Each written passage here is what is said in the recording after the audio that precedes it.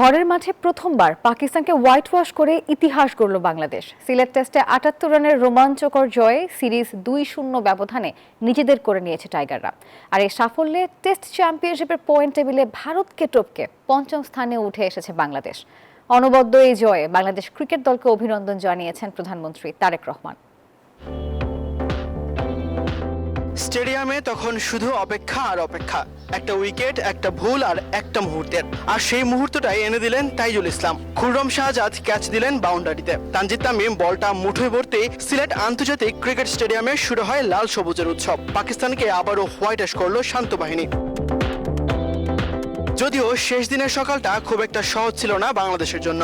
যুক্তরাষ্ট্রের ১ নম্বর gym chain gold gym এখন আবারও বাংলাদেশে। বসুন্ধরা আবাসিক এলাকা ও বসুন্ধরা সিটি শপিং মলে।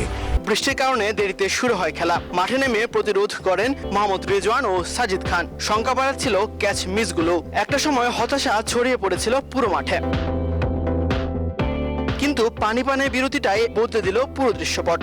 বিরতি থেকে ফিরে নতুন আগ্রাসনে মাঠে নামে টাইগাররা। সাজিদ খানকে ফিরিয়ে গুরুত্বপূর্ণ জুটি ভাঙেন তাইজুল ইসলাম। এরপরই আসে সবচেয়ে বড় মুহূর্ত।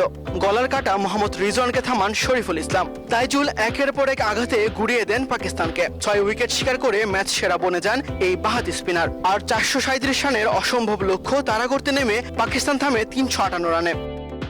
ঢাকা টেস্টের পর সিলেট টেস্টেও ঐতিহাসিক জয় পেয়েছে বাংলাদেশ।